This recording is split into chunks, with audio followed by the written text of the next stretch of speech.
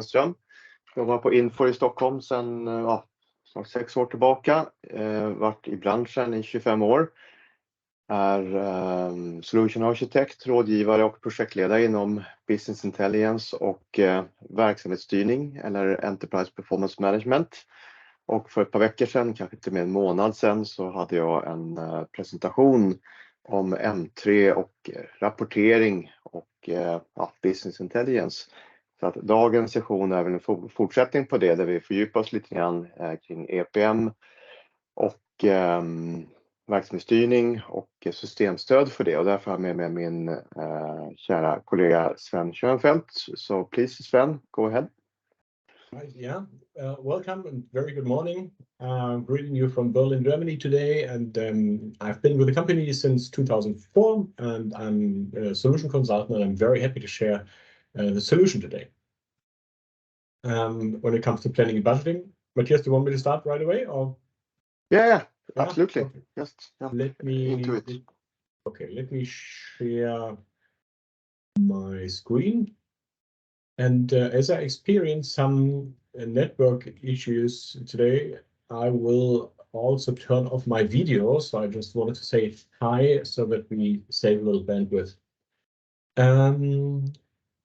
So before we actually go into the solution, let me share a couple of slides with you. So the ones who have let me just check so that I see you on the left side. The ones you maybe have attended the last webinar, you already have seen this from Matthias. So when you look at planning and budgeting, or mainly when you look at enterprise performance management, where does it actually fit in the architecture? So you have the current view, it's the ERP, where all the transactional data come together. You have in your case M3, or you could also have LN or S3 as part of our cloud suite. If you look at the past, you can do the analytics. We have additional tools like Burst to have a great visualization, in addition to the standard ones, the standard visualization ones you have in your ERP system. But when it comes to create numbers and actually create budget numbers and create forecast numbers, then we use something where you take the data, the historic data, and create new numbers. We use performance management, right? And we use enterprise performance management. And I think it has been introduced to you already, the analytical part and the reporting part. And today we are talking about the budgeting part. So basically, when you talk about Cloud Suite, we have our Infor Financial Core, the ERP, where you have the account payables, the account receivables, general ledgers, and all the things that is important for day-to-day business. But on top of that, when it comes to planning, budgeting, consolidation, financial reporting, we use a suite called Enterprise Performance Management that is seamless integrated. And why are we doing that here? Because sometimes we can take data out of the Infor Financial Core, but you may have also other data that come from other systems you don't want to bring into your ERP. So that's why we have a separate module that takes all the data that are necessary from different sources, and then we can do the things that you see here. And on top of that, you have the things you have already seen. You have the manual home pages, the different user experiences in order to work with a different solution. And as an end user, you don't really care if you are in that module or here. You have a great interface that we are going to see in a minute, so that you don't even know that you work in different solutions that are seamlessly connected. So today we're going to talk about briefly financial consolidation. We're going to talk a little more about financial budgeting and planning, where we do budgets and forecasts, what if scenarios and things like that. And we also have a model called workforce budgeting. And at the end, we can use some of the capabilities out of our enterprise performance management solution also for financial reporting. But the main part is planning and budgeting, and then I will also go briefly into financial consolidation to give you a brief overview of that solution. Where do the data come from? The data come from, of course, the Infor Core, like we just have seen. And we use a technique called Infor OS to get and share the data with all the different applications. So if you have your data in your general ledger and maybe other sources within the cloud suite, these data will all communicate with the Infor data lake using Infor OS operational system. And all the other applications that have subscripted to get different data out of that data source, like enterprise performance management, will be getting data freshly from the data lake where all the informations are stored and shared around the solutions. So that's kind of make sure that the integration works and that you don't have to take, waste any time on that. And also non-Infor applications, maybe you have a group and some of them are in Infor Cloud Suite, some of them use other applications. Other applications can, of course, share their information with using the Infor OS data lake. And then the planning budgeting side takes the different information and works with it. So that's how it sees. That's how it looks like. So when you look in your ERP system, in your Infor Cloud Suite system, you have the different segments. You have different chart of accounts. You have maybe different region you work with, different under accounts or things like that, different dimensions. All of that will go from the ERP into the enterprise performance management. So you can use the structure that you are used to from your ERP, but you can also extend it. You can add different hierarchies. Because maybe sometimes your planning budget process differs from the actual world. So we take all the necessary data into the EPM and then work with it.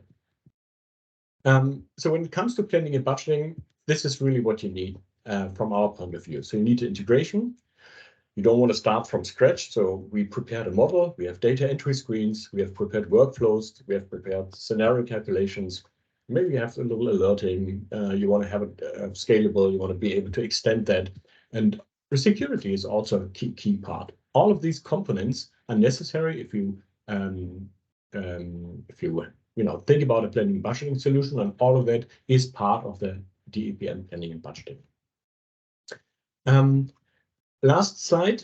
We usually, when we see customers, this is how they look at their planning process, and it can be similar to your ones. It can be different, but we usually start with a P&L, and the P&L is also based on a multi-dimensional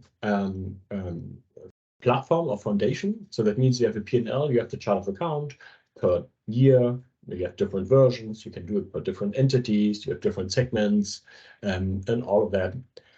But what we see at customers when it comes, for example, to revenues, they don't do it. They don't budget the revenues on the P&L level. Same is true for the cost centers.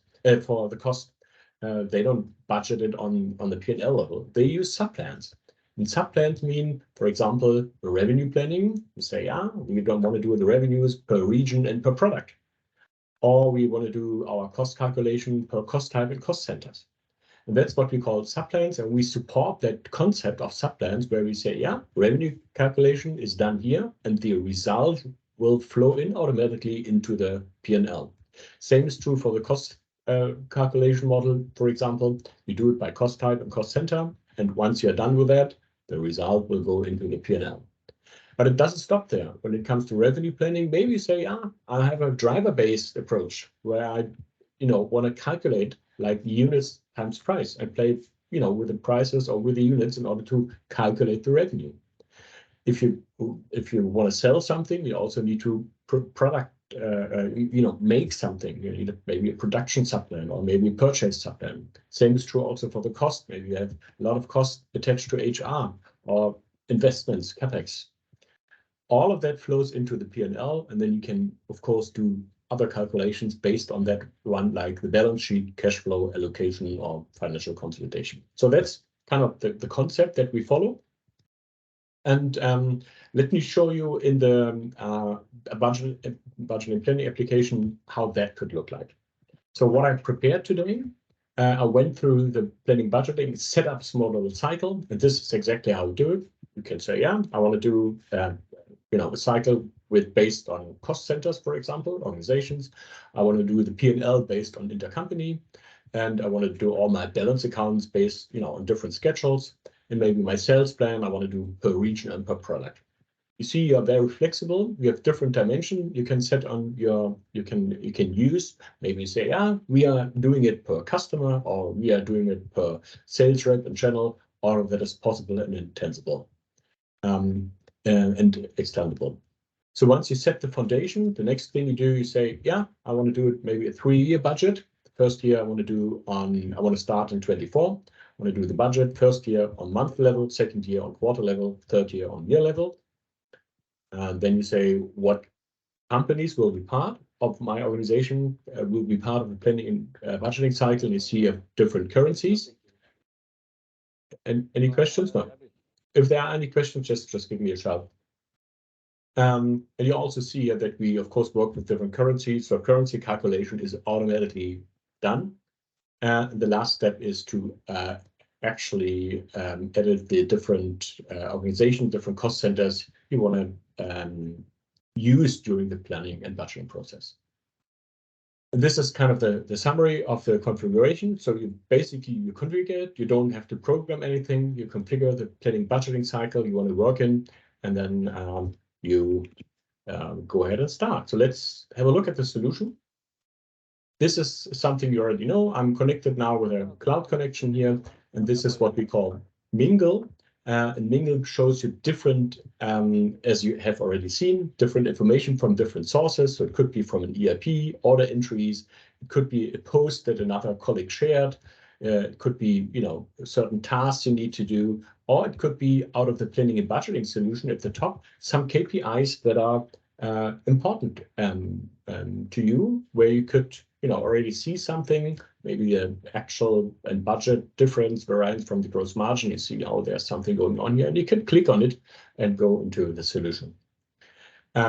What we have on the top left is what we call the app switcher. And here you have, based on your role and your security, the different applications that you can enter. And one of them would be business application planning and budgeting. It could also be consolidation. It could be workforce budgeting, and all the different ones that are important to you in order to support your budgeting process. I could click here. I opened up different tabs here at the top, so I can also do that. So that I have, consolidation here, planning and budgeting here, and maybe my analytical part here. So let me switch to planning and budgeting. What you see here is kind of a role-based first start screen, landing page, where you see all your tasks that are overdue. It's a demo model, so there are lots of tasks that are overdue. I see some other tasks that are still open. I have a little timeline here so that I see what are the things that are expected that I do from a financial perspective, and some other KPIs based on little graphs here. Maybe some tasks are open, some are rejected, some are done. That's configurable and really up to you what you want to see here. The first thing I want to mention, that the model that we are using is attached also to the consolidation and workforce. So these are combined. So when you add a new entity, when you add a new account, it will be then immediately there in budgeting and planning, consolidation, and also workforce budgeting. So they are close connected. So let's stay in planning budgeting right now.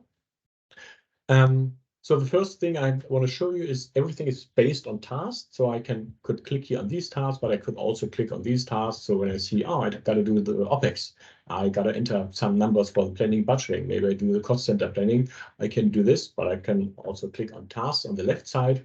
This is what you see here. And once I click on that, it will show me all the different tasks I have to do. So I see here the different status, what the different tasks have. So I see the green one means it's open. So all of them are open. So it must be fall or something, summer or fall, because everything is about budgeting. Yeah, it could be also about forecasting, rolling forecast or year-end forecast, like a fiscal forecast. But in this case, imagine we are in summer or in fall, and it's all about budgeting. And you see here, there are 3 tasks that come together with, they're based on cost centers. So it's cost planning. So I'm obviously responsible for the marketing. I'm responsible also for controlling and accounting. So I'm general administration. But there's also a task called budget revenue. There's also a task budget P&L. So budget P&L would be, when you think back to that slide, would be this one. And the revenue planning would be this one. And the cost center planning would be this one. So maybe let's start with the cost center model to just have a look at it, how a data screen, a standard data screen could look like.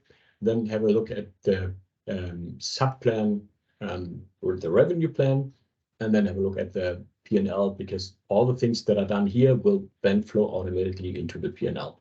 And these are the different steps. So for example, let's say I'll click into marketing. I see it's due the end of March.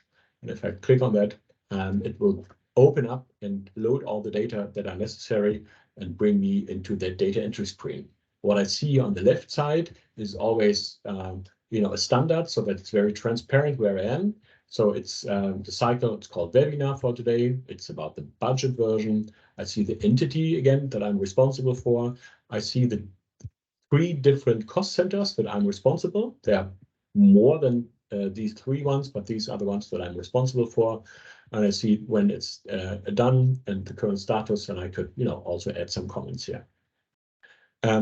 Again, it's currency 0 I'm doing it in, and it's then automatically calculate in all the other currencies that are available. And I also have a workflow here. Once I'm done, I can submit. Comments are very important during the budget process. So this is a general comment data entry tab where I can enter different comments. I could add some more lines, right? Add a comment line. I could also add attachments when I have a planning a letter or something that I think is important to support the planning budgeting process. And then I have this tab concept. So when I click on the data entry tab, it will bring me into the standard data entry screen. If you don't like it, you can extend it, you can change it. It's just a standard here, and that gives you a lot of functionality. So let me increase that screen. So you see here, first of all, the different account numbers that I can enter in budgets now. I see a comparison. In this case, it's 23 and maybe actual.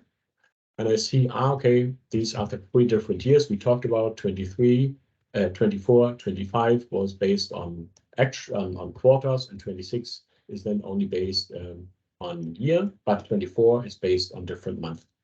I have different trend lines and change comparison columns here. And here at the top, I have a menu that's throughout the entire application where I, for example, could say, I want to add some more analytical columns, or take them away. I can say I want to have maybe the commentary column here, or take them away. So I'm pretty much flexible when it comes to the experience of this report. I could show different time filters here, or invert the hierarchies or whatever. Just gives you a flavor how it looks like. So the first thing, the easiest thing when you want to create a budget, take advantage of the historic numbers. So for example, you see the general administration and all the different accounts that are under that. You can just take this from experience and drag and drop it into 24. That will give you not only the numbers per different account in your budget cycle, but it will also give you for example, for the bonus, give you the seasonal flow here, how the bonus was shared last year, and also for the training education. So it's not always the same. It can be similar. So what you can do here now, once you copied it, let's, for example, have a look at the bonus for a minute. You could say, it's going to be in March, we're going to have more bonuses. So I enter for that cost center marketing, I enter 4,000 there. And you see that 4,000 will be added up automatically to the top. And you could also go in here and say, maybe I have 30,000 just to make sure, and it will spread the numbers down the different month, and also keep the seasonality, because that is something you want to take from the past maybe. If you are not satisfied with that, there are much more functions. Time-wise, we cannot go through all of them, but just to show you some examples. So for example, facing value, you could, for example, say, do the seasonal flow like another account, or you could say do it by different phasing methods. So for example, let's do the bonus always at the end of quarter. So that would be the new method or the new distribution of the months. If I click OK, I see then here at the trend line really fast that it's now moved also to the end of quarter. That gives you just some of the things that are possible, and you could also go in and say, yeah, maybe let's add % here and 10% here.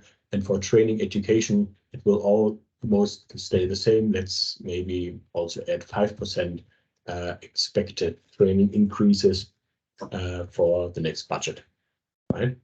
So these numbers are allocated now. There's also more options when you have different accounts, where you have intercompany relations. You could, add different detail lines and all of that. So there are much more functionality than I showed you, but this is just kind of an overview. And these numbers I have done now per marketing.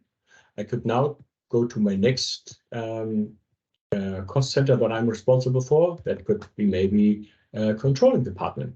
And the same starts here. So I don't have any actual numbers here, but I could do it there, or could also do it for the accounting one. So once I'm done with each account, I'm maybe for the account one, I just copy the numbers, and that's going to stay the same. Once I'm done, I can submit it, and then the one who is responsible for approving it would see that. Okay, so that could be a subplan that is a standard subplan that you can use out of the box to do your cost center data entry. So that would be the 3 months. Maybe when it comes to the budgeting, it's different. And it's different because budgeting revenues, it's not done by cost center, but maybe it's done by, let's go back to our revenue planning. You say, yeah, the revenue is done. You want to enter, and from different salespersons, maybe for different regions, you want to enter it by region and product. You could do that. So if I click here, the screen is the same. You see here on the left side again, all the things that we talked about already. And when you go to the data entry screen, you see that the data entry screen is what we have seen so far, but this time you want to do it a little different, and you can add different tabs here. So for this example, you say, I now have the region dimension, and maybe if I'm responsible for these regions, I see these regions, Europe, for example, Asia, and could even be on country level or unit level, country level, or even smaller. Let's do this one, and here I see all my products. So that's, for example, even if I don't have any values and I expect 30 for Europe, for all the products, 30,000 euros, I could do that. Or maybe the second product is a little bit more, I could enter these numbers. Right? And then for my second one in Middle East, I expect for all the products, maybe 12,000. Right? And it will splash it right down, and you see the different splashing methods that I also have here. I could copy it from different other versions. I could redistribute it, and all the ones that, all the different little options to support your planning and budget process, to make it quicker, to make it faster, more fun, are here as well. And if I go to my top region, all of them, I would see that it automatically aggregates up all the numbers, so that I can then see my revenue is 52,000, and I've done it per product and done it per region. But when I go back and have a last look at the P&L level, I then see the entire P&L structure. Again, on the left side, it's always the same. And then I have my different tabs here. And if I go to the data screen, I now see that my P&L has already numbers. I see my 52,000 from the revenue planning. When I go further down, maybe the next page, I have a fairly long P&L here. I see all the values that come in and are integrated from the cost center plan. And of course, the P&L is not done by cost center, but you see the sum of the general administration. Then we see here, depending on your chart of account, okay, the bonus from general administration, and all together for all organization, for all cost centers. And of course, I could then go in here and also do some of the accounts I don't have as in a sub-plan. You know, when I said some material cost 20, I could also use this one and, you know, play around with my P&L. So the idea of a sub-plan is, I think, clear. That's a concept that we support very much. And these are just some of the standard functions that I wanted to talk about very briefly when it comes to the budgeting and planning. So that's kind of, let me go back in here. And it could be, you know, a different, the next could be a driver-based plan when you say, this is not enough, like I said. So it's extendable, and really the idea is to think big and maybe start small. So maybe start just with the revenue planning, and the next budget cycle start with cost center, and add more and more, and really define the line where you want to start supporting a budget process. I mean, there will always be you know, a little side plan in Excel or wherever, and you really have to determine the you know, the start where you really want to support the process. Okay, let me go back to my homepage. So this is what, when we talk about planning and budgeting, what this looks like. The same on the same platform, we have also the consolidation. So like I mentioned, when you do the business modeling, we go quickly into the business modeling, where actually a key user would maintain the model. You see they have the, you know, different organizations, you have the different entities, the different entities, the different currencies where you maintain, you have the accounts, and, you know, all of the structures that are possible and not possible that are, you know, important to maintain. And the thing is that once you add a new entity here, for example, it will be available in consolidation, it will be available in planning, budgeting, and workforce budgeting. And all of the ones that come from your ERP will be there automatically. You see here, you have you can import the data. Also manually, you say, maybe at the end of the month, you have some new numbers you want to load, you can do that. So the business modeling is the main place we maintain it. Let's jump really quick to the planning, and from the planning budgeting to the financial consolidation. So once, even in the budget or the actuals, when you want to eliminate like intercompany revenues or intercompany costs or debts, you can do that. And the financial consolidation is a tool that can, you know, support you with these different processes that you see here on the left side. I don't need to read it, but it's a full certified consolidation platform, and a little bit more restricted than planning budgeting, but that you can use almost out of the box. And this is how it works basically. So the entity accountant takes care of the data load. So you could either have an automated data load, or you have different data entry screens where you can manually input the data. Second thing you need to do is, you know, validation and IC intercompany reconciliation. Then you can post journals, and then you can submit. Once you are done, then the group controller sees, can, you know, monitor that, can do the consolidation, can also do money adjustments, and also do postings. And at the top, we use the reporting and analytic capabilities in order to analyze the data that have been created during the consolidation process. So let me really quick jump into the solution.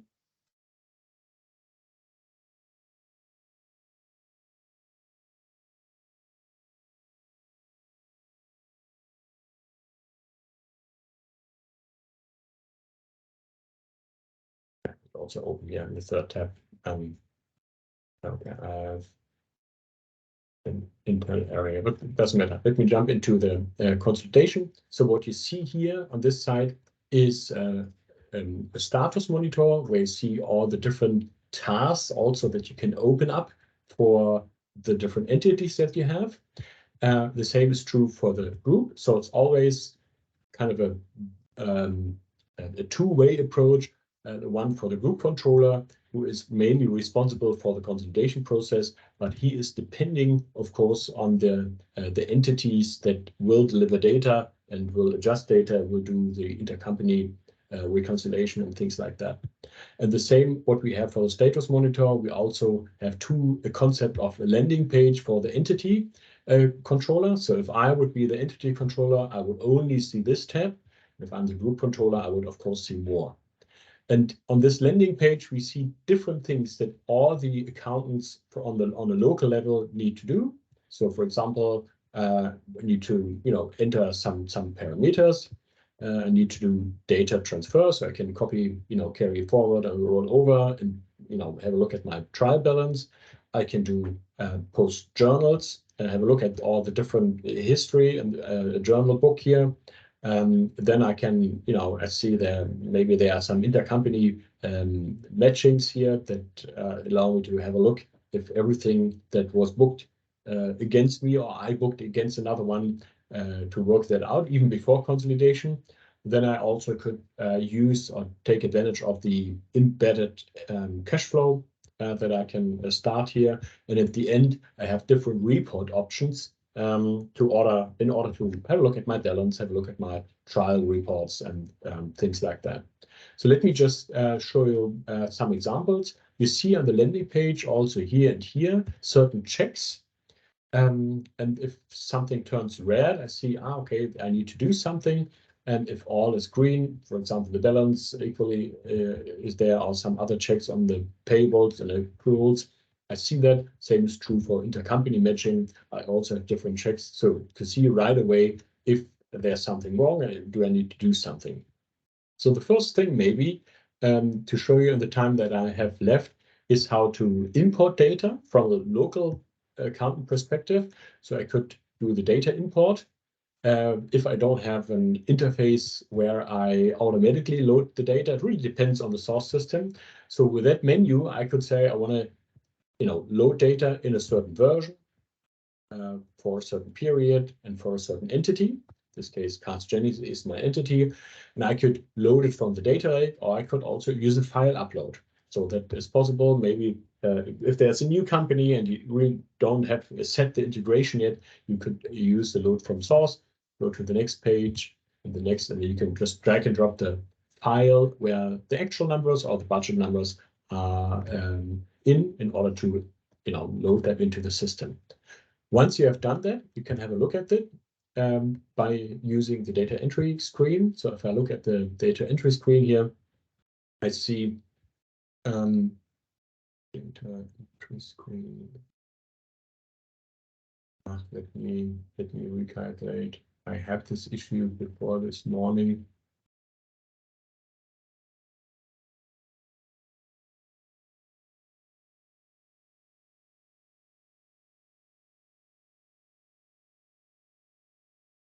Entry screen. And all the reports, even when you have data entry screens, or also when you have normal reports, they look all alike. You have a column that shows you all the chart of accounts. On the left side, it shows you the entity you're in, shows you the currency and the period.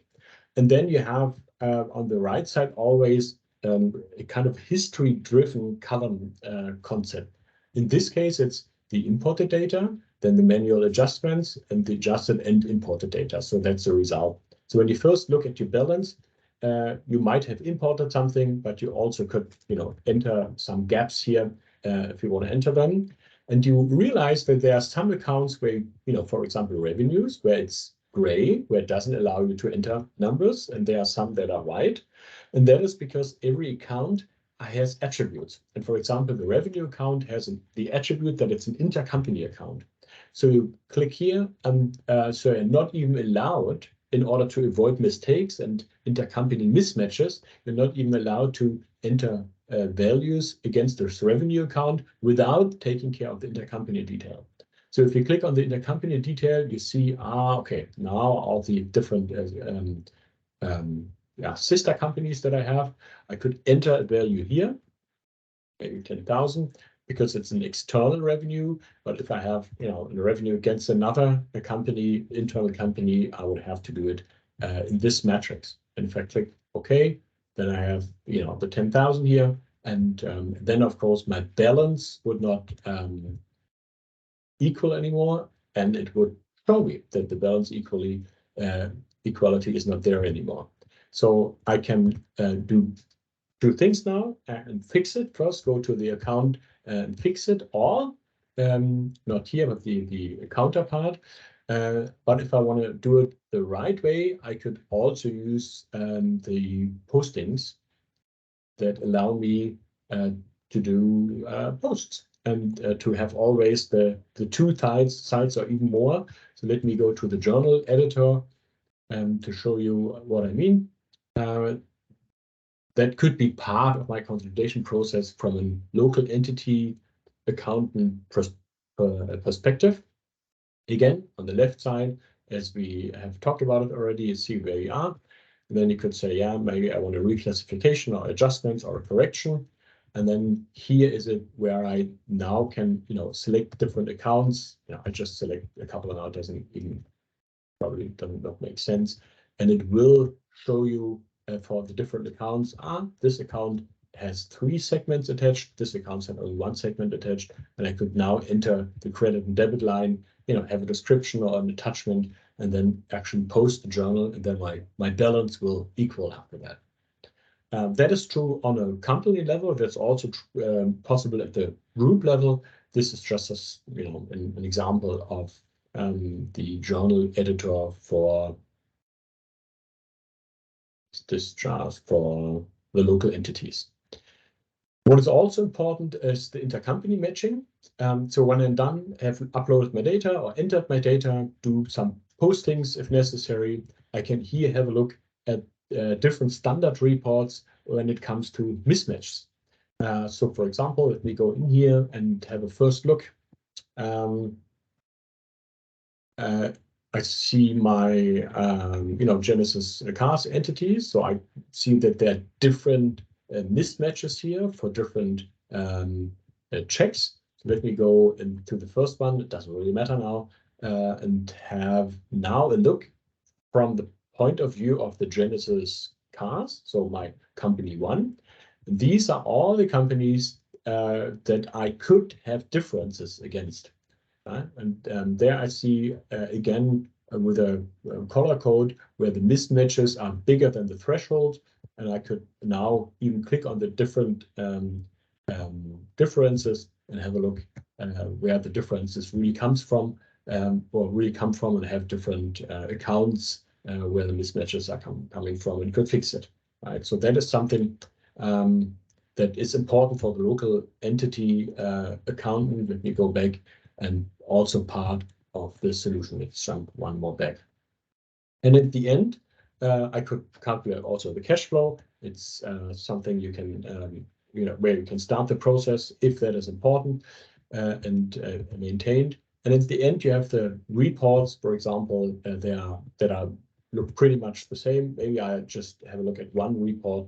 It's the entity audit trail income, where I can have a look at, and this is, the concept wise, again, I see the different accounts that I could, click in. On the left side, I see where I am. And now the adjustments, for example, let's increase the screen a little bit, looks different, right? So I see, when I click it all together, I see this is my adjusted entity data, but I could now have a look at the history. So I see, for example, also the numbers that have been imported and have been entered manually. I see that.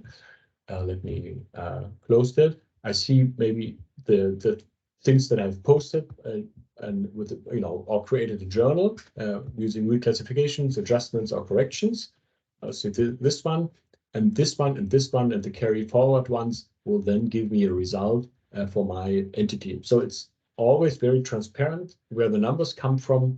And I could use the same concept that I've shown you in planning budgeting also to, to do scaling and row suppression and different columns, and to add comments and things like that. So that's the consolidation part from an entity point of view. The second one is the group view. It looks pretty much not, from the look and feel the same, but of course, a group accountant has different things to do. you need to take care of the group parameters, maybe, you know, change the ownership when you buy new companies or sell new companies or sell companies. So you can have a look at the different entities here, and also have an, you know, an overview, for example, of your structure. So maybe you have even you know, a subgroup and a group.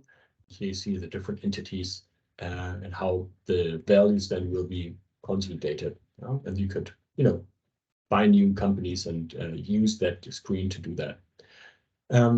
Again, you can also do like the group journals rollover. You could do some adjustments. You can also do postings on a group level.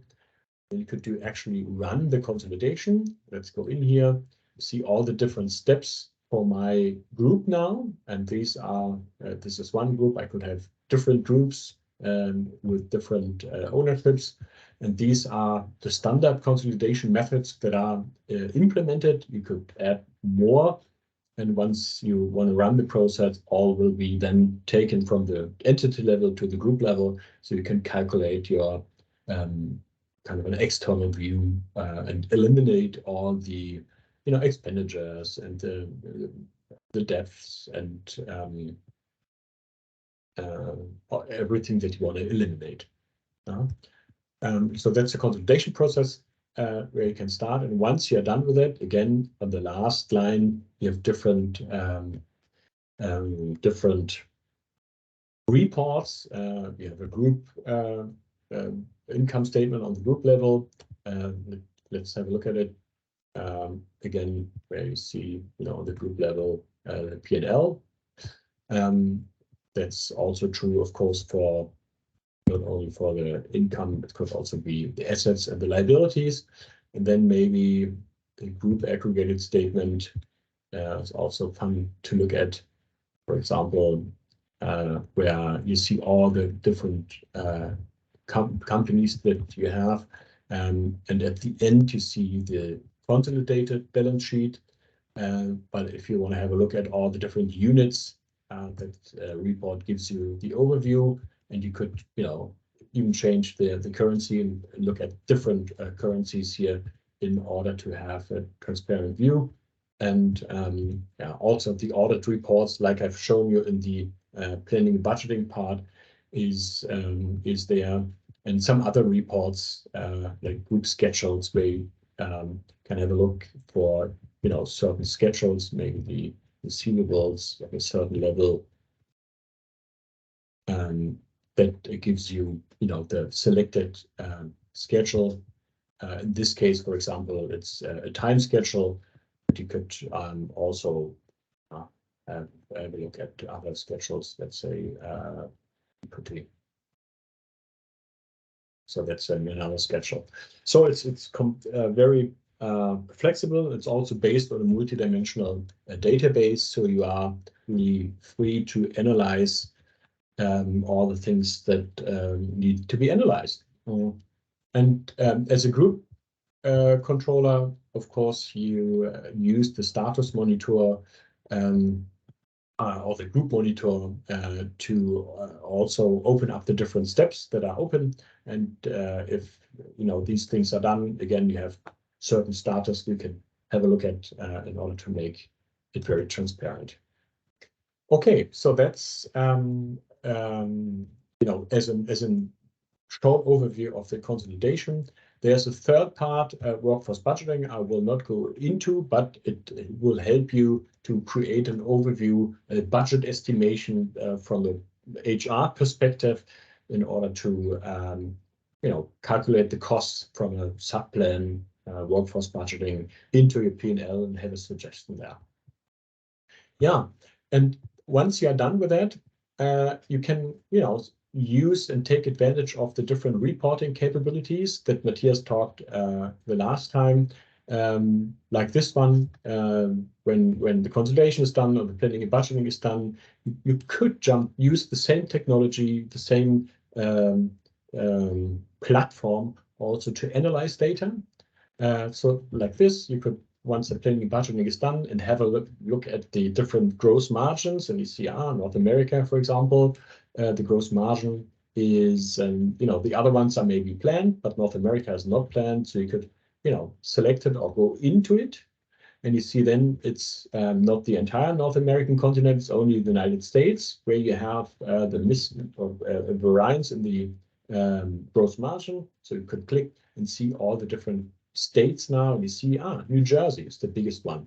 So let me select that and have a look now. I select this one, and you see that this also refreshes. I have a look now, can see the seasonal flow, and I see, the summer months in New Jersey are responsible for my gross margin, for my bad gross margin. So I could click on this one and then see different measures that have, a bad impact. And I see revenues and product costs are okay, but the discounts are bad. And I could click on discounts and see what products are affected. And I see it's the summer tires where the actual discounts are much bigger than the budgets. I could, have a look at the products that are part of the group. This is the last one. It will tell me, there are no more children anymore. I could see it now and have maybe pick up the phone and call the sales guy who's responsible for the discounts in that product group for New Jersey and things like that. And that will help me to understand my business, to make quicker decisions, and really use just one platform in order to do the things we talked about, and also visualize the data that we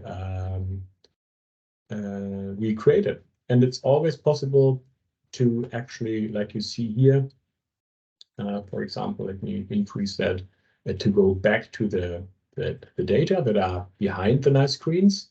And I could, now even analyze further and maybe have an overview by products.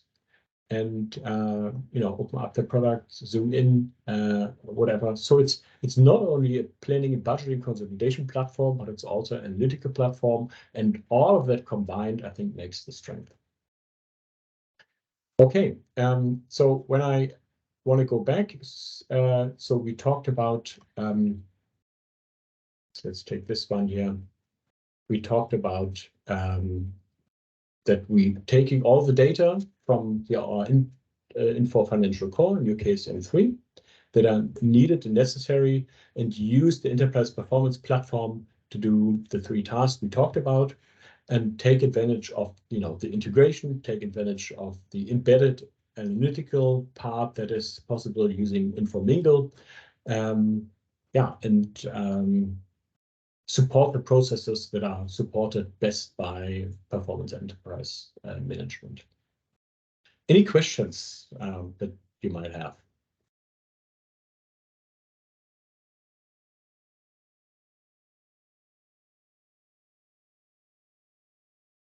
No questions? Not so many questions, and not so many participants left yet. I bored them to death. Especially when it comes to consolidation, it's the likelihood to lose, a couple of them is there. I know sometimes it's a boring issue, but everybody needs it when it comes to group controlling, right? Yes, but I think that we can conclude and say that they say thank you to you, and if there are questions, people find out. If they find out they have questions now afterwards, they perhaps can get in touch with you or Matthias. Yeah. Definitely. Yeah, definitely. That's good. So thank you for participating, and thank you, Sven, for taking the time to demo this. And I guess, Lena, you will upload this so others can see it. Yes, I will. Thank you very much. Okay, guys. Great. Thank you. Bye-bye. Talk to you soon. Bye-bye. Yeah. Thank you. Bye.